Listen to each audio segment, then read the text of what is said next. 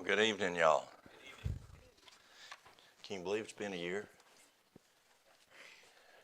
Y'all ready for a douche? What? Remember when we did the douche last year? Oh, yeah. Oh, well, it's good to be here. So tonight we're going to talk about energy.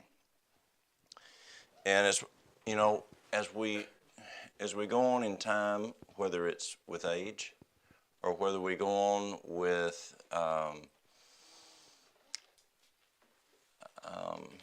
just plumb wearing ourselves out, energy is a huge issue. And that's a problem that I'm seeing more and more come in to see me for.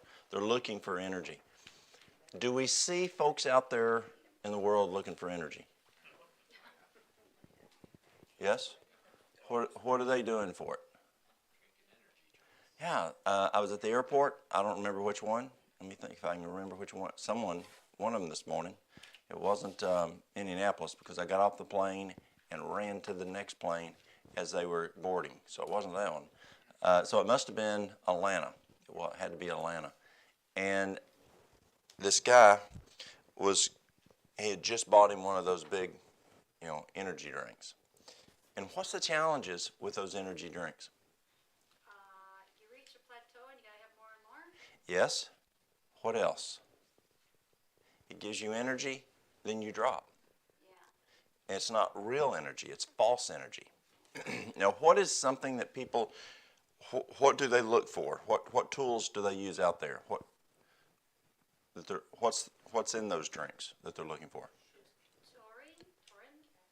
Caffeine is a big one, yes. Some people it's sugar.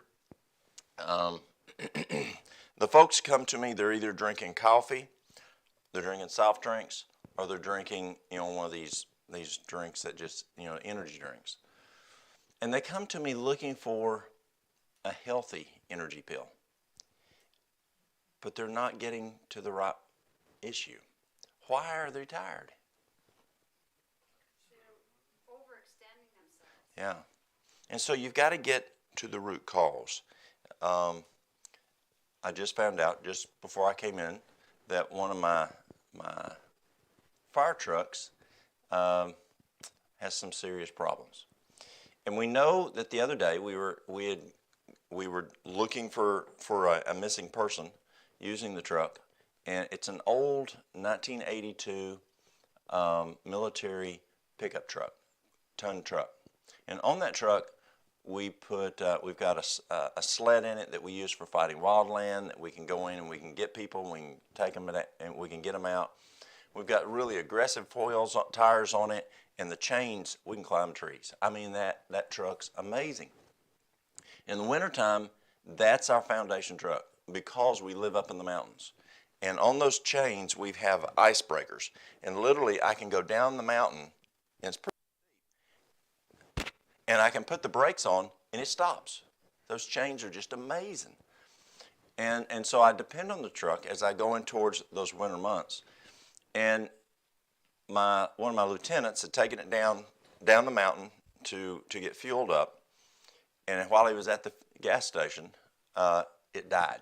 So we had it hauled over to the mechanic by wrecker, and he thought it was just a fuel pump. But he's got to figure out what the issue is. Can we just go out there and pour diesel and make it run? Just pour it on the engine? No.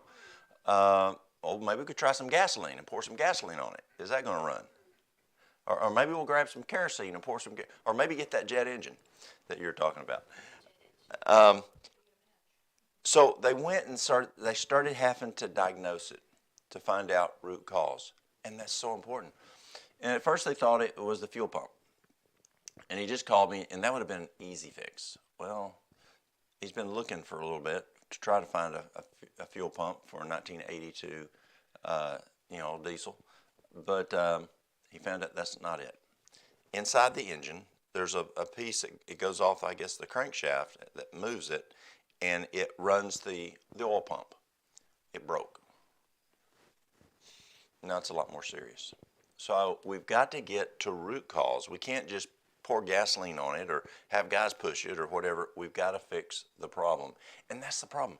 People in healthcare, they don't fix the problem. Now, I've used this illustration here before, but it's what makes horse sense to me. And that is if I have a piece of sandpaper and I'm rubbing my arm, it's going to eat into the skin. And even though you put medicine on it, if I keep rubbing, is it going to? No. It's going to keep wearing the hide off of it. And you've got to stop the cause. So let's look and see this evening if we can find the cause of energy loss. And when people come in to me and say, well, I need an energy pill that's healthy or an energy drink that's healthy, and I start asking questions. And the first one I ask is, do you eat breakfast?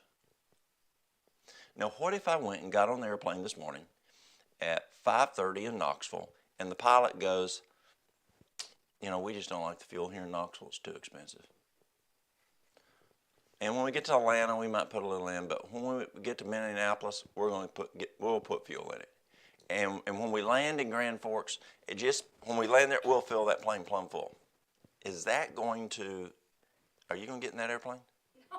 No. And we think that we can run the body without putting fuel in the body. If a person is looking for energy, what's the best fuel? Food, real food. Yeah, real food. The best fuel I found, if a person is just, they're plumb slap tarred, is juicing. Juicing is amazing. And the reason juicing works so well is when we eat food, it takes as much vital force to digest that food as it does to go to the gym. And so you got, why do we eat food? Yes, it tastes good. Like that sandwich. It tasted really good. But also it gives us energy, right? And that's what we're after. But to digest that food, it takes energy. So I have X amount of energy in there, but I'm not going to get all the energy in that food because I'm having to expend energy to digest it. And it takes a lot of energy to digest food. Did you know that the second major expenditure of energy from the heart is digesting food? The second major energy that the heart produces energy is for digesting food. That's why a cardiac patient, you don't put them on a big meal. That's why so many people, when they sit down with that big old steak supper, and steak and taters and whatever, they have a heart attack because they're spending so much energy to digest that, and they already have a weak heart, the heart stops. So you want to look at a food that doesn't take a lot of energy if you're after trying to get things going. And when you juice, it's in the blood within 15 to 20 minutes. When you pull the fiber out, that fuel that's in the food, in the juice, in the food, is able to get into the blood, into the villi and the duodenum within 15 to 20 minutes. And that way you're having just copious amounts of fuel going to you, and you don't have the expenditure that you have in eating food with a lot of fiber. And then there's certain foods that can make it even tougher. Fats. Fats take a lot more to break down. And so when you're just eating those, and people say, well, don't eat carbohydrates. Well, actually some carbs are good for you. See, there's simple carbs and there's complex carbs. And the complex carbs, are your vegetables and your fruits. That's a good energy, and that's okay.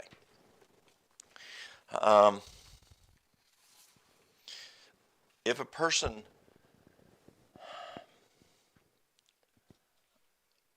if they're looking at regular food, you look at the food that gives you the most energy and the food that pulls down on you. It takes a lot longer to eat food that is meat. It takes a lot longer to break down the fats in dairy. And so if you're eating, the food, just go around this building on the opposite side. And what's on the opposite the building on the opposite side over there? A garden. Yeah, that's the food that we run well on. And I had a guy come in the other day, and he said he's got a lot of energy. This guy is in his 70s. He works out, has a lot of energy, and people tell him, well, you can't get energy because you don't eat meat. You just eat, you eat rabbit food. And he says you got it. They were telling him you got to eat down at the gym. They said you have to have meat to have a lot of energy. And he said, well, what do cows eat? Do oxen have energy? Yeah, oxen have energy. What about Clydesdales? What do Clydesdales eat? Do they eat meat? No. Well, what about elephants? Do elephants eat meat? No. And so he said, these big animals on Earth that have all this energy, they didn't have to have meat to do that. Plus, when we do eat meat, and y'all don't know me, I grew up on a dairy farm. And then we went beef cows. So we did beef cows until I was probably through high school and college. So I come from that background. But when you eat meat, you're eating the nutrients not from that carcass, you're eating the nutrients from what that animal ate when it was alive. And so you're getting second-hand nutrition. Does that make sense?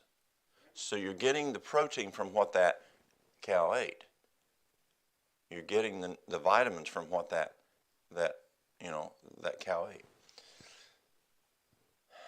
So the food that we put on us is so important for energy. But you don't want food that's going to weigh us down. And the best foods is just on the other side of this building over here. It's what y'all grow in your garden. Right? Y'all grow gardens. And that's so nutritious. But let's back up a minute. When people come in and they're looking for energy, I also want to look and see if there's something else that might be lacking. And several of those items, we need to look at their blood. What things can we look at the blood to tell if someone's lacking that could affect their energy? Iron? Yes, that's exactly right. The iron.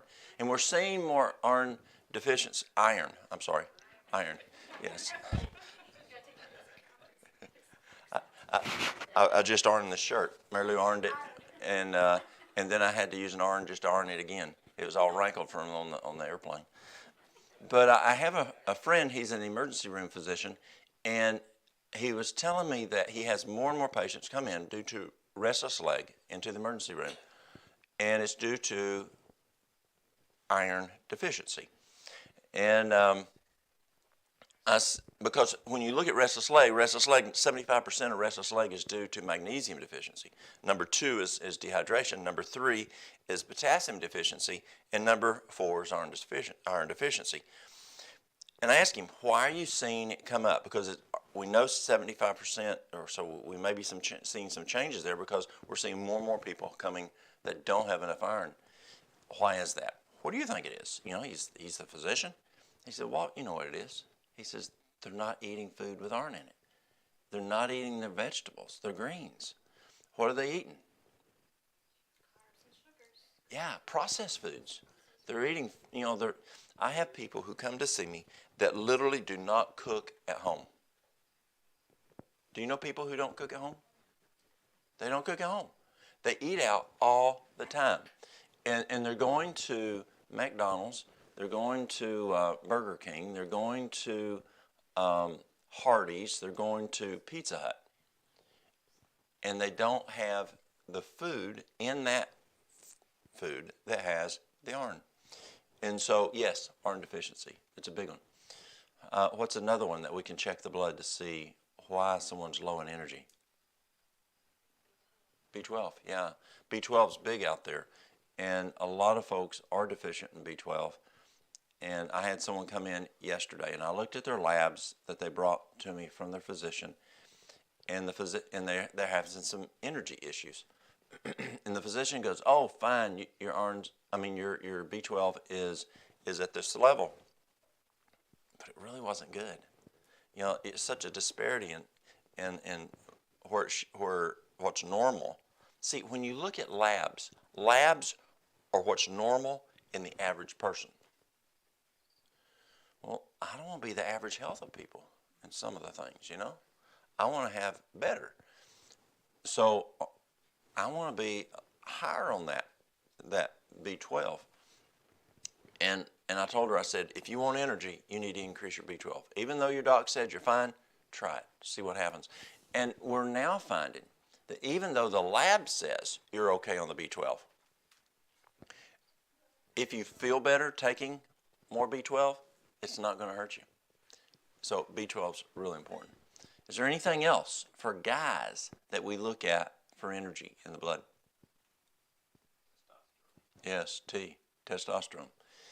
And it's not uncommon for guys to come in, and how old are you?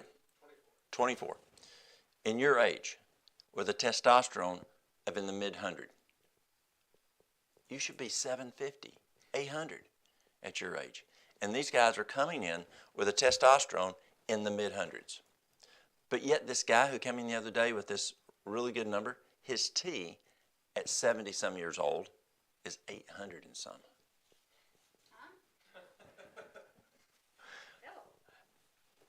He eats whole food plant-based. He goes to the gym. He's in excellent shape. He gets his sleep at night. And the three major things that take down T for guys is alcohol. He doesn't drink alcohol. He is sleep deprivation. He gets his sleep. And visceral fat. See, visceral fat elevates estradiol. Elevated estradiol lowers testosterone. And this guy doesn't have any visceral fat. He's out at the gym. He's exercising. He's walking. He's on the fire. He's one of our firemen at 70-some years old. And, I mean, he's going. But he takes care of himself. But testosterone is something that you want to find out what that number is if you're a fella. And so you've got to look at the blood. People will come in and say, Walt, do I need something for testosterone? I don't know. Walt, do I need to take B12? I don't know. Walt, do I need to take vitamin D? I don't know. A lady called me and she says, my husband's bleeding from the rectum. What do I need to do? I don't know. I can't look in there. You know, it could be ulcerative colitis. It could be internal hemorrhoids. It could be a torn polyp. It could be a cancer. We don't know until we look up in there and see what's going on. And so looking in the blood is a good thing. We were talking today coming back from the airport, and we were talking about tractors. I like tractors. I grew up on the farm. My wife says I go to therapy when I drive my tractor. We live up in the mountains, and I enjoy keeping the driveway, smooth or doing things with my tractor. And it's just, it calms me. Bush hogging, disking, plowing, whatever, it just calms me. And we were talking about the problems with tractors. Tractor stops. You got to have some guy drive out to look at it because they're not the tractor we grew up with. It's computers. It's electrical. And so let's say something, your car's running not too right, and you take it in to the mechanic, and he puts it on the machine. You say, would you put this on your diagnosis machine? And he looks there, and he says, it's your number one plug. I'm going to have to put a new plug in, your number one plug.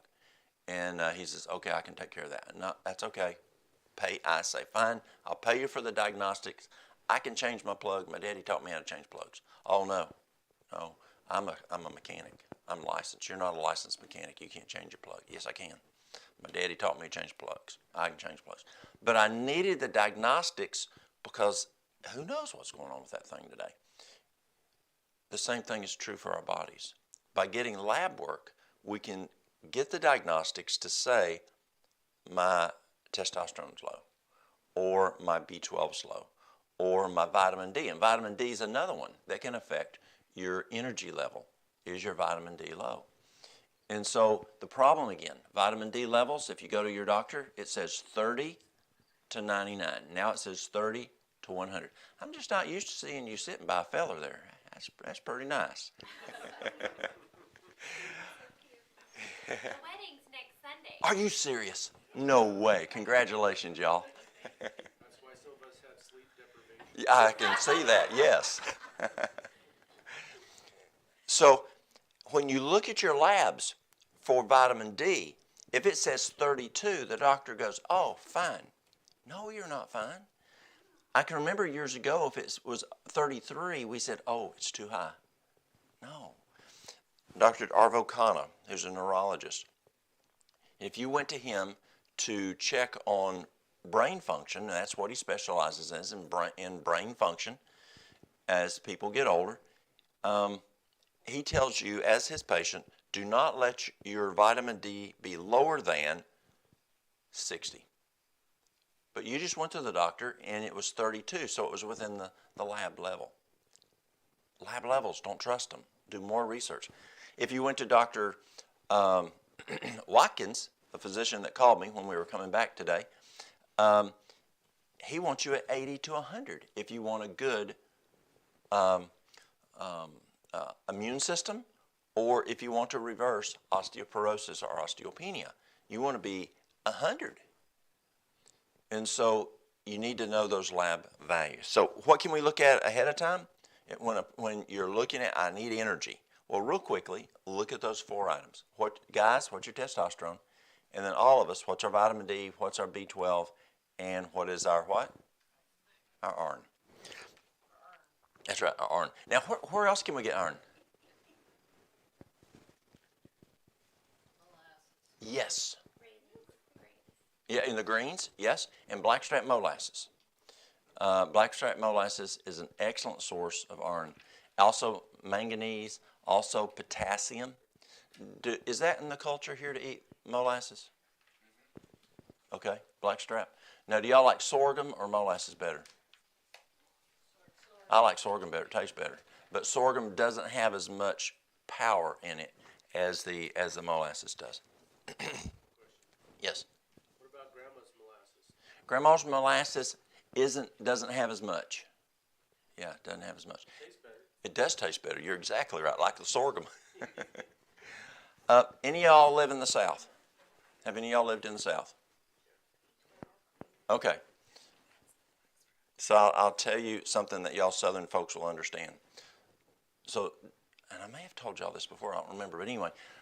So Johnny comes in for breakfast, and he sits down for breakfast, and Mama made some waffles. And Mama says, Johnny, you want some molasses? And Johnny says, how can I have molasses if I had no lasses? So you got to, maybe from the South to understand it. So we've looked at checking the blood first, but then looking at the food, the fuel that you're using. Are you eating good fuel? Is it processed? Is it sugars? Sugar's going to give you energy, but it's not going to last long. It's going to go, but then you're going to lose it. The next one that I asked the folks is, well, let's go backwards. If you have a steam train, what's the 2 major ingredients to make that train run? Water and coal. Yes. So you don't put toilet paper in there. You're going to put coal, and you don't just put coal. You put coal with high BTUs. There's all grades of coal, and there's some coal that has more BTUs, and it's going to produce more energy. Well, the other one is water, and you've got to have water for the body to run. And so many people today are dehydrated, and that can affect our energy. What are people drinking? Soft drinks. I had a guy come in maybe a year ago, maybe before I came here last time. I don't remember. And he was having some issues, and I asked him what he's drinking, and he said soft drinks. And I said, what are you drinking? And it was probably Mountain Dew. Y'all have Mountain Dew here? Can anybody tell me where Mountain Dew was developed? Yes, Knoxville, Tennessee. Yeah, Mountain Dew for our Appalachian Mountains, the dew on the mountains. And it was named after, and so, boy, that's our drink. It should be fine. No, it's nasty. It's got so much caffeine in it and sugar in it. And he was drinking 3 liters a day. 3 liters. And there's no wonder he's having the problems he was having. The challenge is one, you got to drink water. But when you're drinking fluids that have caffeine, then what are you doing? You're dehydrating yourself, right? And so the water that you did drink, you're dehydrating yourself and you're not getting the benefits from that. And what I'm reading, and it seems pretty consistent out there. I don't know the initial research, but these are decent information it's coming from, and it's multiple sources. For every cup of coffee or for every cup of soft drink that has caffeine, you need to drink 6 waters to make up for what that 1 cup did in dehydration. So when this poor fellow was drinking 3 liters, that was definitely dehydrating. The other problem, and I talked about this last year because I had learned this just before coming here, and that is when you drink water, it's not just drinking water. Because you can drink water, and the way you drink the water, you can still be dehydrated. And it's something called free flow. When you drink more than 3 to 4 ounces of water at a given time, you urinate it off. And so you want to drink that water and have effect. It's like pouring a 5-gallon bucket over a motor plant, and it's going to just run off versus having a drip hose on it. It's going to have better saturation. And so you want to take your water and sip that water about 4 times every half hour, and you'll get your best saturation. Now, how much water you need? According to UC Davis, it takes how much water for a 5-year-old?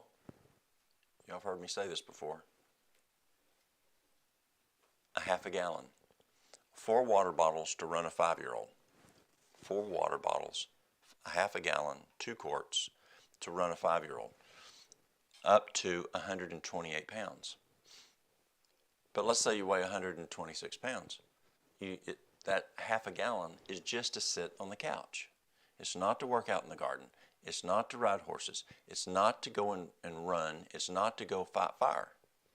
You got to have more water. In the state of Tennessee, they tell firefighters you got to have at least a gallon of water a day, proactively. And then if we fight a house fire, we have to drink more water. And if we're a wildland fire, we're drinking. If we do have wildland fire and we're on the line, they tell us to drink a gallon of water. It used to be every 2 hours. Now they tell us every hour and a half that we're supposed to be drinking our water bottle, consuming a gallon of water every hour and a half. So depending on what you're doing, you need even more than that half a gallon of water if you're below 128 pounds or less. If we're over 128 pounds, then it's body weight divided by 2. Now, if you're a big person, like I had a guy that was 572 pounds, you don't take 572 and divide it by 2. There's a special formula for that, but most folks don't follow in that, grotesquely obese. And so you take your basic water, your body weight divided by 2, divide that through the day, where you're drinking about 8 ounces every half hour, or but you want to drink about 3 to 4 mouthfuls every half hour is the goal. So water is important for our energy. The next one I ask is, are you getting sleep? And many times it's no. When does the day start?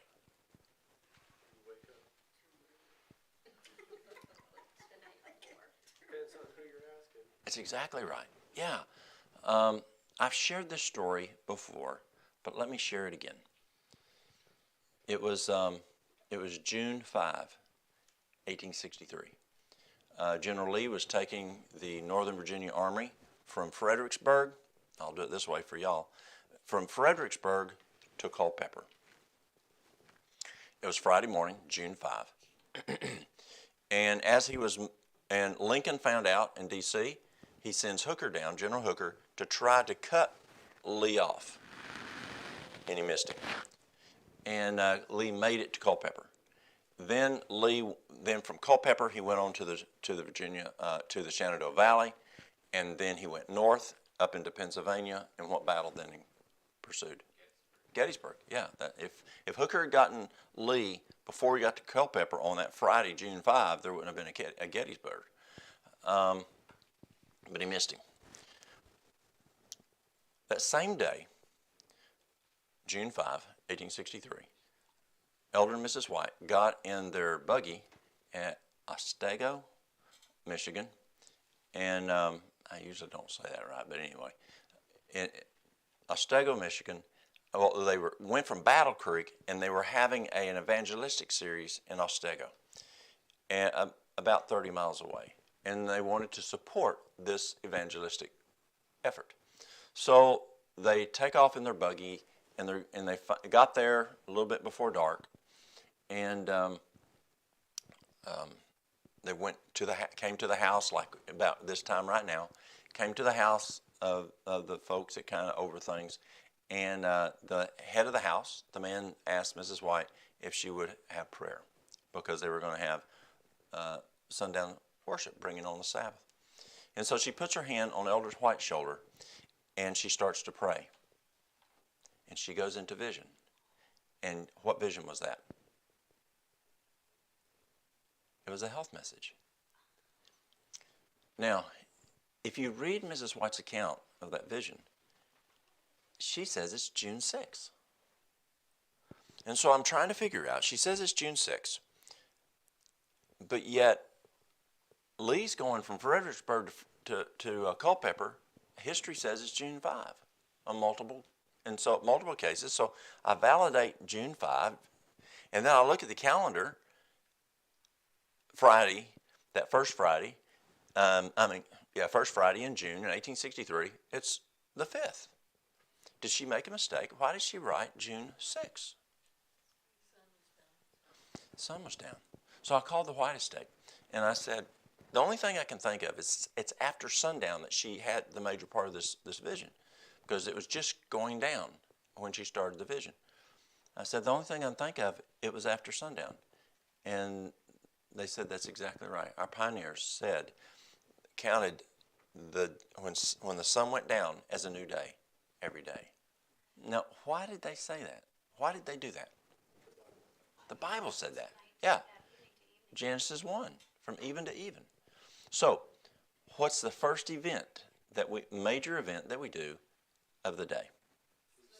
We sleep. Yeah. Right? So, we proactively sleep. We do not reactively sleep. Now, I left my phone over in the room. When do you charge your cell phone? Do you charge it tonight so you can use it today? No. Last night for today. Yeah. If my phone was dead, I can't charge it tonight so that can I use it now. It's plumb dead. And so that's the way our bodies are. We've got to, in just a short bit, we're going to get some sleep. But that's for us to run tomorrow, not today. And how many times have you heard people say, I need to get me some sleep so I can get me some energy. I ain't got no energy. Let me get me some sleep tonight. It's done. It's late. You're over it. Tonight, your sleep tonight. It's for tomorrow. The problem is your tiredness from today. Even if you get your 8 hours tonight, may not be adequate because you didn't get enough sleep last night. It takes a couple days for the body to make up. And you actually don't, and physiology tells us you don't make up for lost sleep. It's just finally you've got enough now, you're going. And so where people say, well, I'll make up for it, you're just tearing down the body. And that's tough. When you look at sleep, there's three important components of sleep for energy. Harvard says that a tired brain produces less energy than a non-tired brain. And so even though you work those long hours, according to Harvard, you're more efficient if it's not a tired brain. Have we experienced that? Yes. Have you ever been plumb tired and you just can't think? Yeah, I get that way. And so you go, I got to get some sleep, but I got to get this done. But I got to get some sleep because I can't think to get it done. And I don't have the energy to get it done. we need to get the sleep. So there's three major components for sleep, and that is the hours of sleep. We need 8 to 9 hours of sleep. You need the hours before midnight. We know it's called the glymphatic system. From 9 to 10, our brain does a deep cleaning. It's a lymphatic system in the brain. We know that from 10 to midnight, then it's going to do a thorough clean. So those hours before midnight are worth twice the hours after midnight. So many people come in to me, and I ask them, what time do you go to bed? And they tell me they go to bed 1, 2, maybe 3.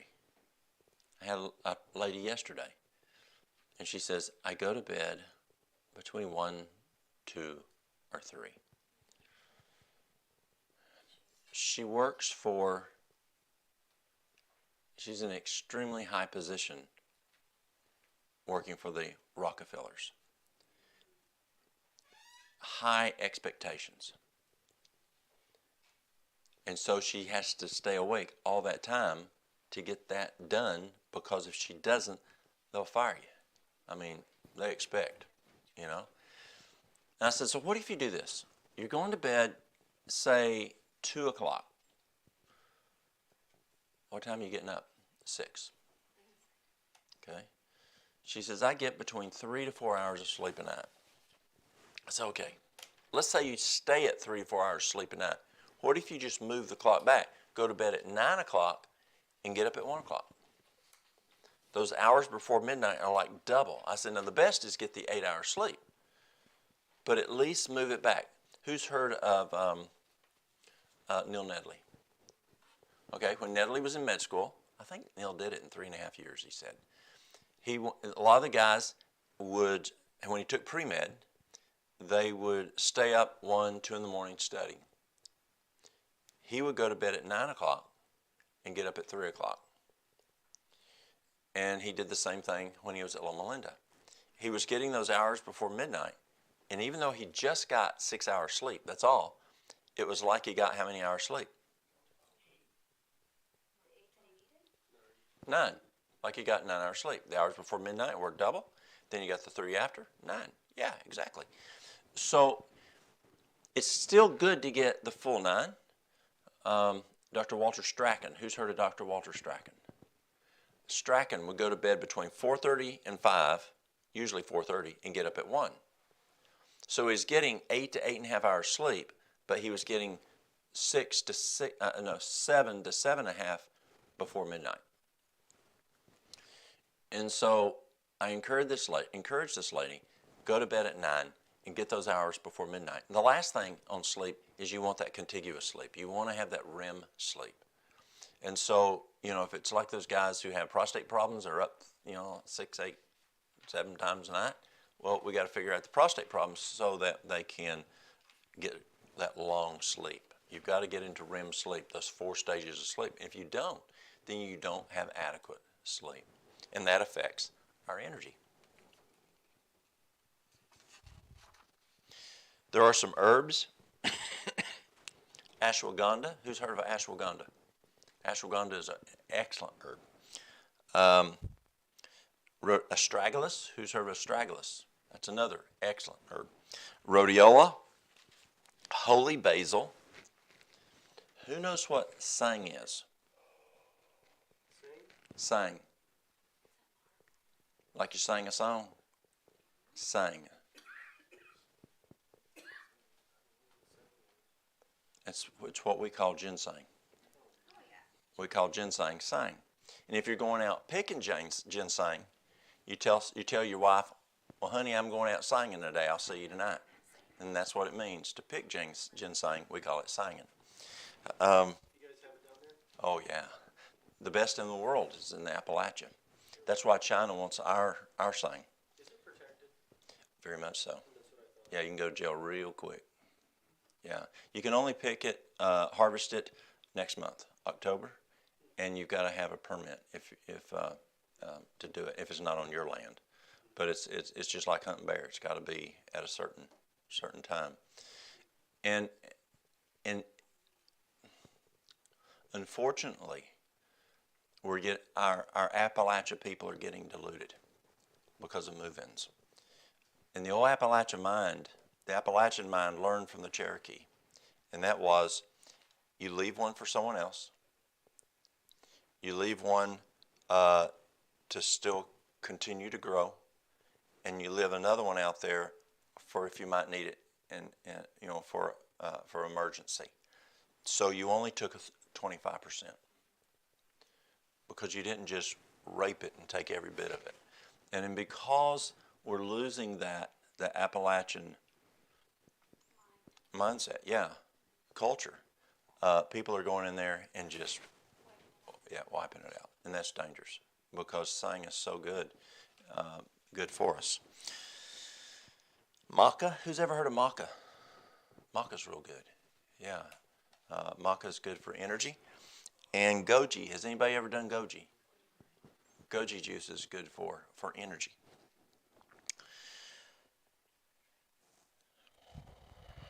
Chia seeds. Chia seeds are really good to helping. They got the omega-3s, the omega-9s, but the omega-6s, but they call them little magic. And it just, when you put those chia seeds in your drink, it's just a real good source of getting energy.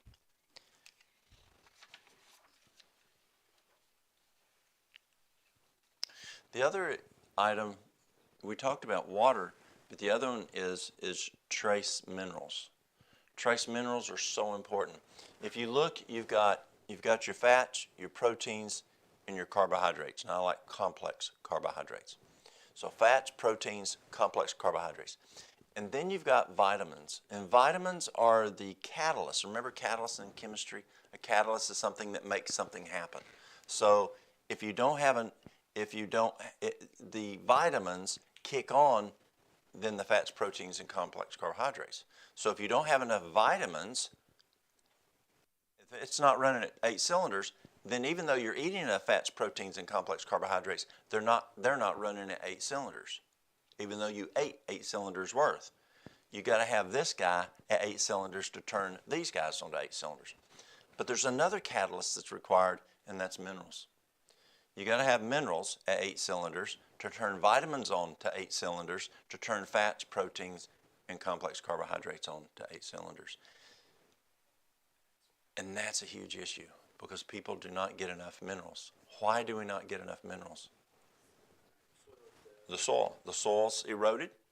What else? Distilled water?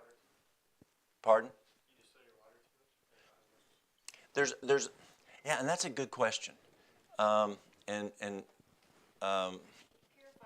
that's really not the best water. The question is,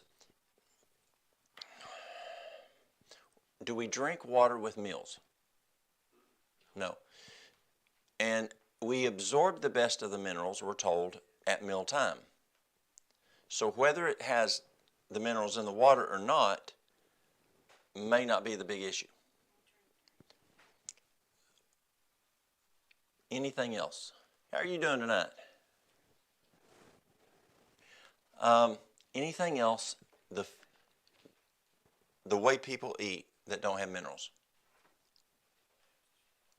Processed foods. Do processed foods have a lot of minerals? No. So, one, the soil doesn't have it. They're not amending the soil. Two, they're eating foods that don't have the minerals.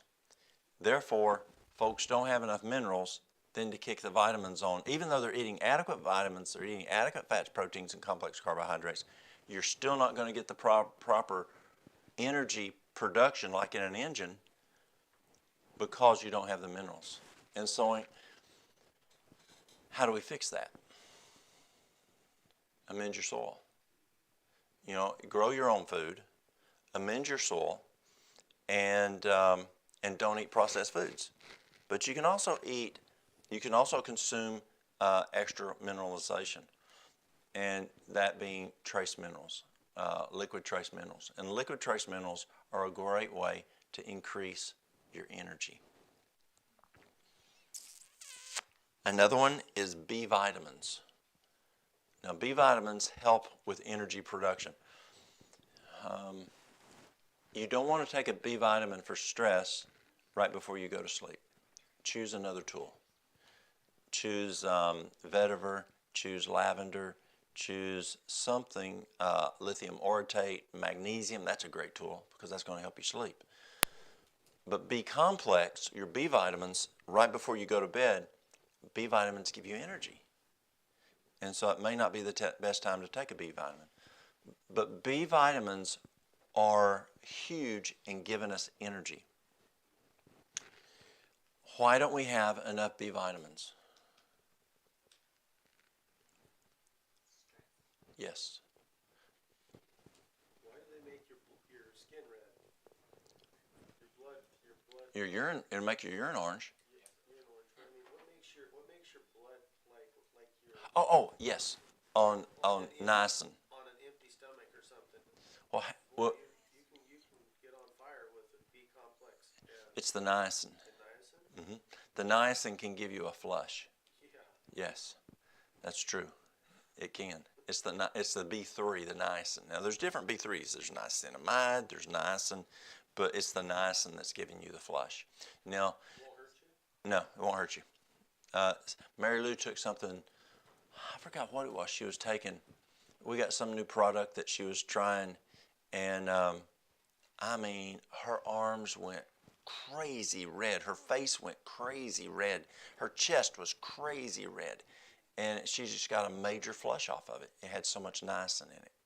That's what it is. Why are we deficient in B vitamins? Because the number one diagnosis in America, stress. Stress increases adrenaline. When adrenaline goes up, the body has a fire extinguisher that dumps magnesium, but it also it dumps B vitamins. And so, yes, we can eat foods with B, but a lot of times, because of the soil that we have out there, because of what our situation is, we sometimes have to have B supplementation. But B is really important for energy, and we're dumping B, we're dumping magnesium, we're dumping lithium we're dumping E, we're dumping C, we're dumping zinc, which those guys are important for our immune system. Other guys like B and lithium and magnesium are needed for the next stressor, and that's why we crash, and a mental crash with the next stressor, because we've already wiped out those other three items, B, lithium, and magnesium. So that's another reason we're tired, is because our stress dumps the B, and so managing stress is really important for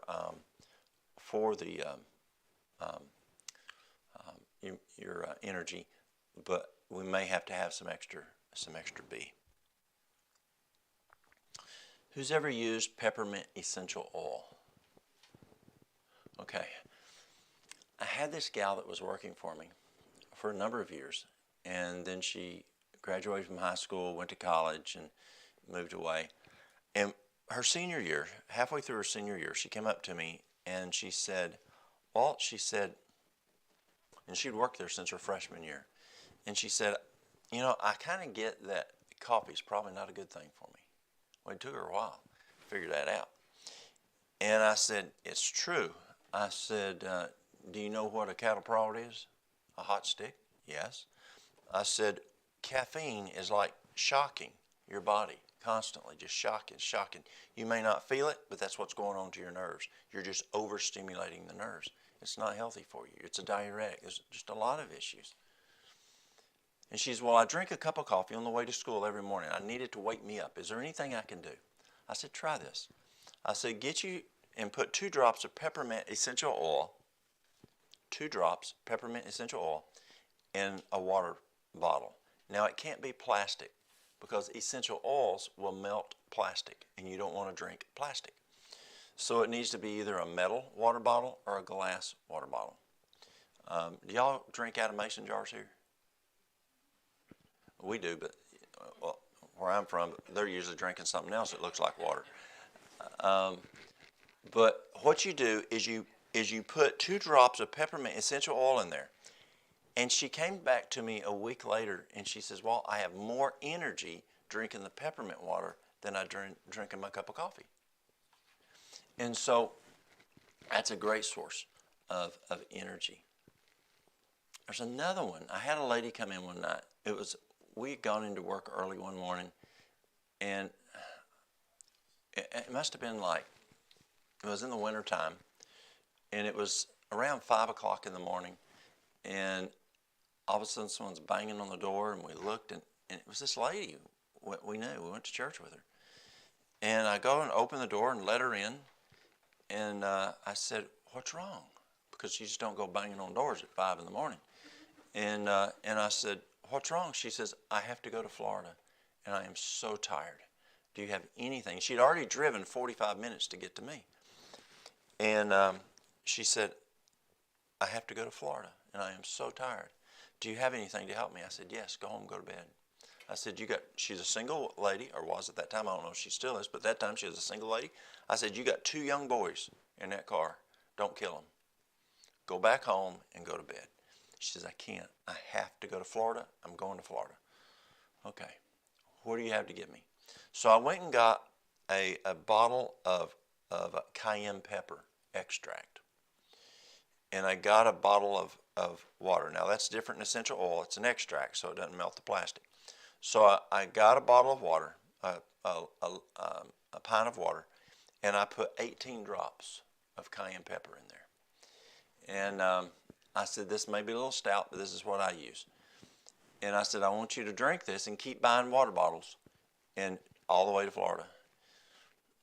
And we had prayer that God would bless it and that she wouldn't kill them kids and herself. Well, after the trip, she came back and I saw her at church and she said it worked. I stayed awake. It woke me up. And so if you're looking for energy in the first of the morning, you could use some cayenne pepper. Now, what else is the cayenne pepper good for? The heart.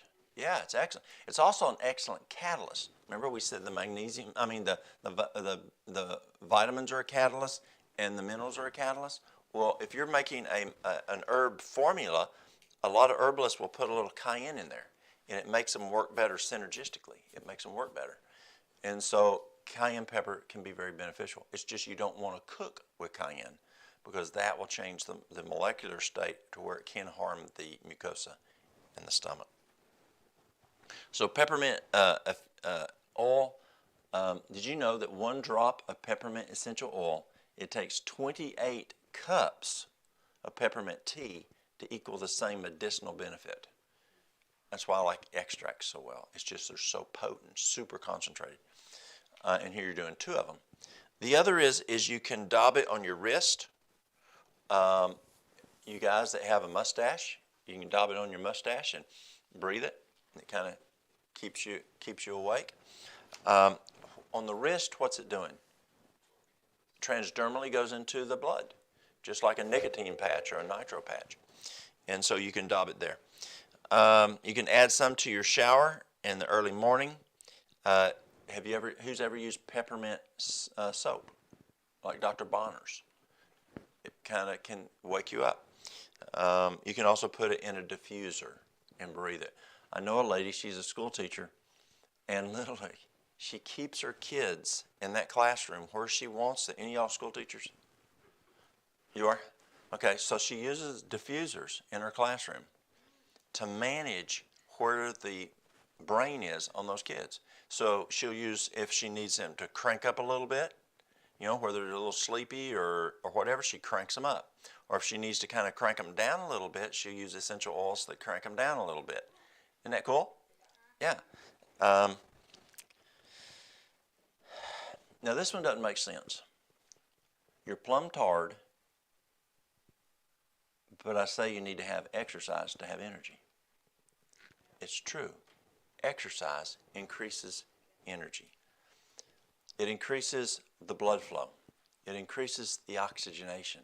There's just a lot of physiology that takes place. And remember when I mentioned to y'all before that the top neuroscientists around the world say that the best medication for the brain is exercise. WHO said this back probably 12 years ago. The best medication for the body, they said, was exercise. And they asked every physician in the world to prescribe this medication to their patients, and that exercise was that, and that medication was exercise. But exercise, we're told in Inspiration that perfect health is what? Circulation. Yes. So how do you get circulation? Exercise. Yeah. So exercise is just critical for brain function. And does brain function affect energy? It does. Absolutely. And so exercise, and now Dr. Walter Kempner, a German physician at Duke University, found the best way to exercise the adult body. That's all he worked on was adults that I know of. All of his research was on adults. He may have worked on kids, I don't know. But on adults, he says adults need to exercise 4 times a day for optimum. He said 3 times a week's not good enough. 5 times a week's not good enough. He says you want to exercise 4 different times during the day. Now, there's no way that I would have told my father, my grandfather, or my great-grandfather that they needed to go to the gym. Why? They were farmers. Did they have exercise 4 times a day? Yeah, they had all day long. Yeah, absolutely. I mean, we were dairy farmers, and we literally got up at 3:30 in the morning, ate, and then went and milked cows. And many times, if it was wintertime, even in the summer, I mean, Dad, there's stuff you got to do. And Dad was out there, lots on the tractor. Now, obviously, the tractor doesn't as much exercise, but he was exercising all day long. And so Kempner found we need to exercise 4 times a day. Just do 20 minutes. 20 minutes, 4 times a day. Go fast for 3 minutes, slow for 1 minute. Fast for 3 minutes, slow for 1 minute. If you can't get up and exercise, clap your hands. Okay, y'all try this. Try this. We're not clapping in church, y'all. Clap your hands. Stop. Do it again. Stop. Do you feel the tingling? That's called microcirculation. You're increasing the circulation by clapping your hands. And so our patients that were in wheelchairs, we would have them clap their hands in physical therapy. Now try this one. This one's real cool. I may have had y'all do this before. Have I had you rub your ears before? Have I had you do that? Okay, rub your ears. Rub it real good and hard. I mean real good and hard.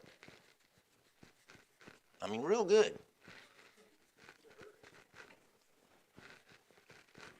Okay, feel that? Well, I was doing a radio show. I used to do a radio show at night. Y'all remember when I first started coming here? Remember on Friday nights I did a radio show out of New York City? So I'm doing this radio show, and there's this lady in New York City who was listening, called in, and she said, last week you had us rub our ears. Now this lady she was not bedfast, but she didn't get out of bed because she said she didn't have the energy to get out of bed. And so while we were doing that, I had everybody on the radio rubbing their ears for about 2 minutes. Were they left on there? Pardon? Anything left? Yeah. Hurts, doesn't it? Yeah. So I had them do it for about 2 minutes. She calls in the next week, and she said, I've had energy. She says, I got up and I did something. She says, I keep doing it, and I've been out of bed all week. By rubbing her ears, she increased circulation.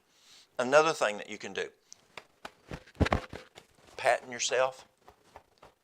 You know, getting a newspaper and putting tape on it and hitting yourself. Don't bruise yourself, but pat yourself.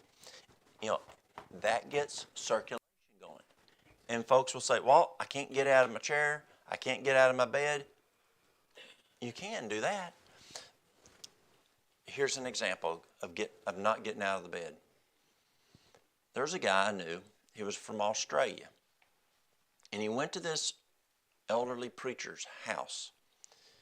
And the preacher had a reputation for many years of doing a lot of Bible studies. Y'all got, 5 right now going? I mean, he just did a lot of Bible studies. And so this other preacher who is visiting him, he says, isn't it hard on you, Pastor so-and-so, not to be doing Bible studies? Because he was bedfast. He goes, oh no. He says, I'm still doing as many, maybe more Bible studies now. He says, what are you doing? You can't get out of bed. He says, look. And this was before the days of cell phones. So he has his landline phone in the bed with him. And then he picks up a phone book.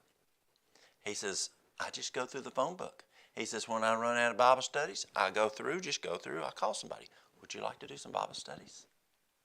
And he just keeps going down and finds somebody. Well, now he's got a new one, and he doesn't have to use the phone book until someone else, because he only has so much time.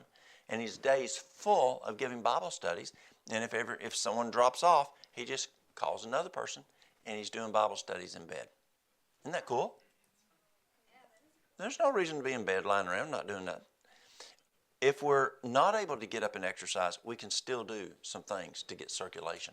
But if you're able to get up and move, then walk. And my dad, I remember Dad, he, this was, 22 years ago. About right now, 22 years ago. Dad went and had a quadruple bypass. Yeah, it was last month. It was in August, 22 years ago.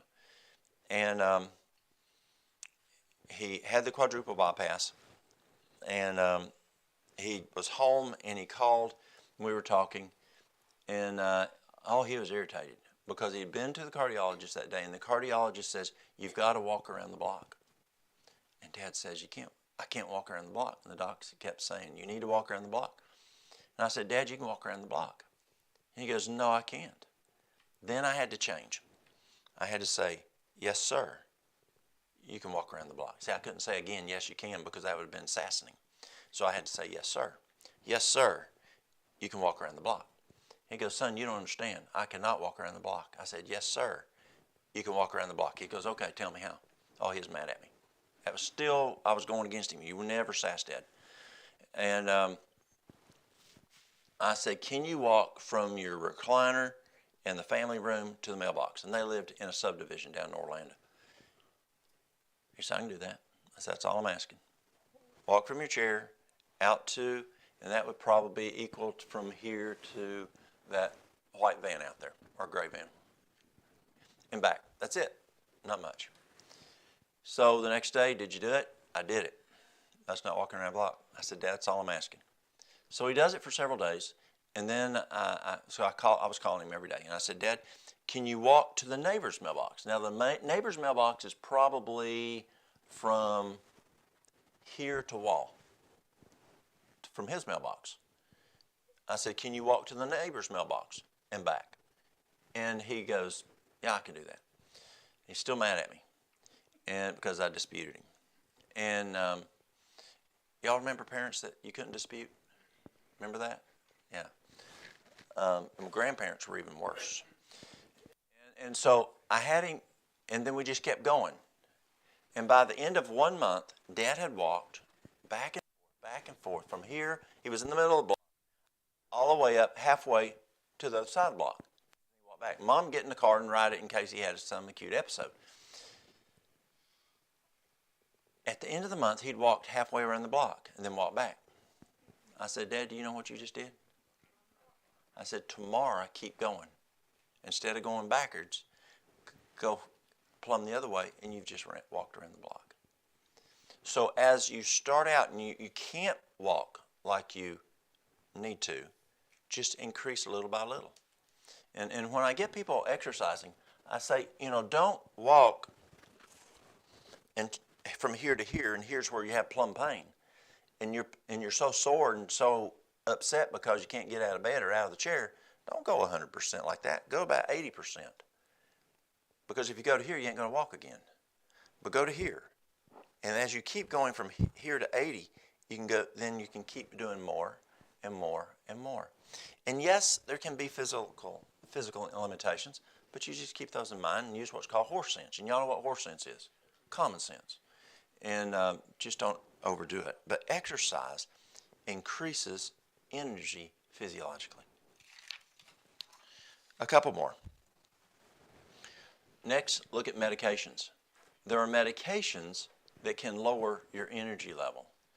If you have a good pharmacist, don't talk to your doctor. Well, let me back up. You may find better outcomes talking to your pharmacist. See, pharmacists today have a doctorate degree in pharmaceuticals. They actually have more knowledge on medications than the physician. I can remember in the days before the PharmDs, they didn't have a doctorate. They had a master's degree. And they would come to me and they'd say, Walt, Dr. So-and-so, he's doing this. This is bad. And he would write on the pharmacy notes, danger, should not be doing this. And the Dr. Smith would go, listen, I've been doing this before you were even born, boy. It's fine. Well, no, it wasn't. Well, what? Because the boy in pharmacy had more knowledge. But the old doc just did what he wanted to do. But then when they became doctorates in pharmacy, it was harder for them to do it because they now had a PhD. And your pharmacist, if you take meds, if he's a PharmD, he knows those meds. And ask your pharmacist, are you taking, am I taking any medications that could be affecting my energy? Well, if they are, look if there's another medication that could be substituted, or better yet, why are you taking that med? Can you do something to get rid of that problem so you don't even have to take that medication? But you do want to look at medications because medications can cause a person to have lack of energy. It can be what's called a side effect. It could be a thyroid problem. So again, go back to the lab work. Find out what your TSA is, especially your TSH. I went through TSA today. Look at your TSH. And look at your T3, your T4, your free T3, your free T4. Look at your thyroid labs and see if you're having thyroid problems. That could be why you don't have any energy. And so here you're doing all this other stuff and it's not fixing it. Okay, do you have a tractor with a lift on it? Yeah. Okay, so you're going along and you notice that it's just not lifting good. You can't lift that bale of hay or whatever, it's just not lifting right.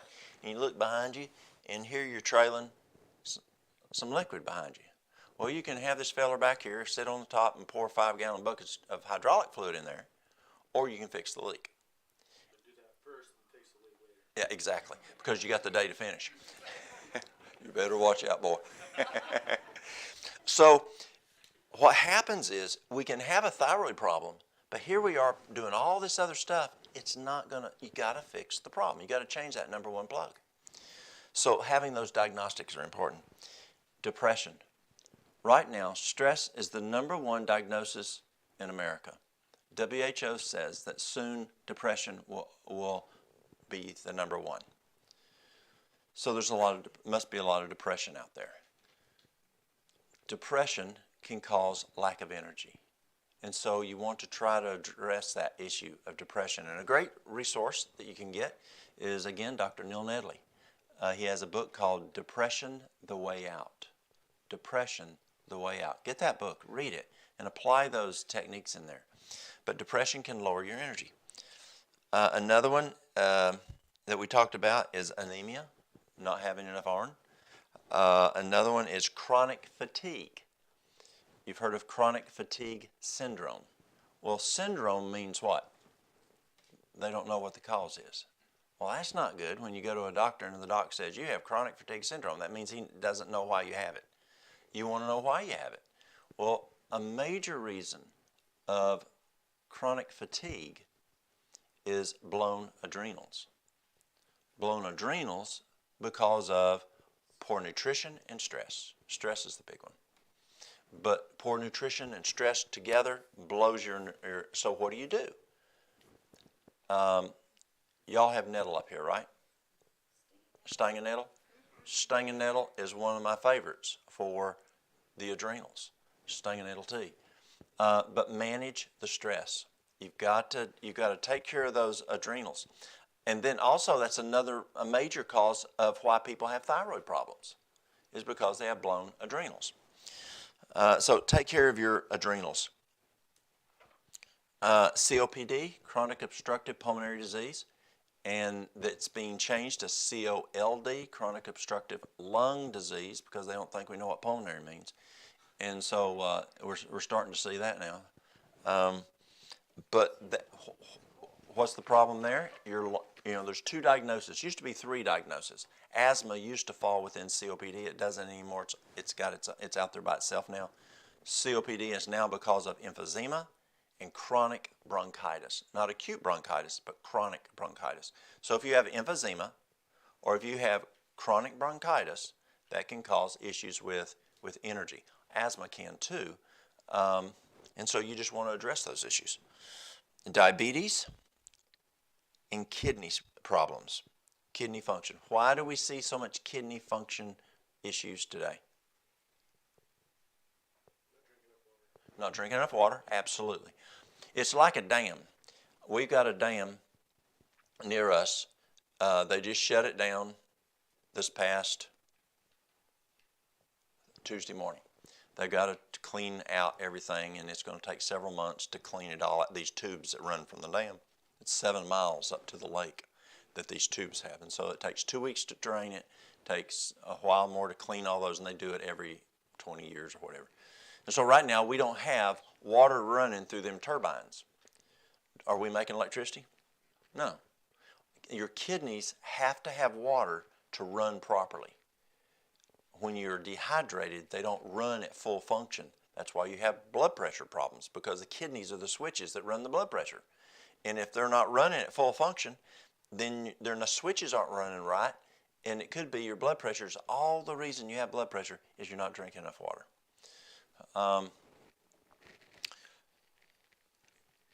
What else? Lack of water. Too much salt, yes. Salt's a huge issue. Medications. Now, I was talking to a lady today on the airplane from Atlanta to Minneapolis. Y'all are getting ready to have a nurses' strike in Minneapolis for 3 days. And so this is crazy, totally crazy. You're a nurse. It's crazy. Why do people strike in healthcare? They should not strike in healthcare. So the nurses in Minneapolis aren't happy with whatever that is going on. And so they said, okay, we're going to strike.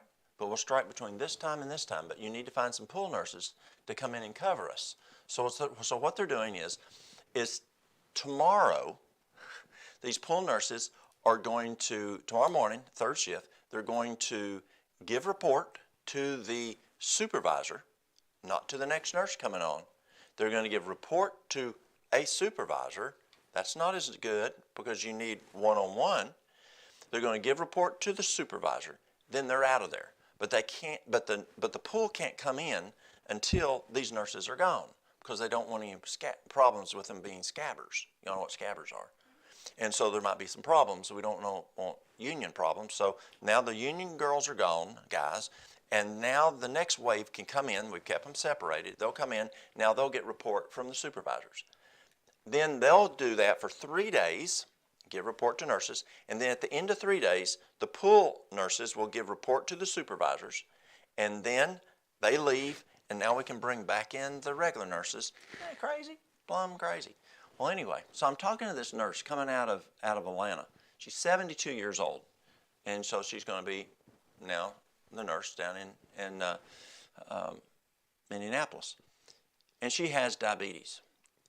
And she's taking this medication and for the diabetes.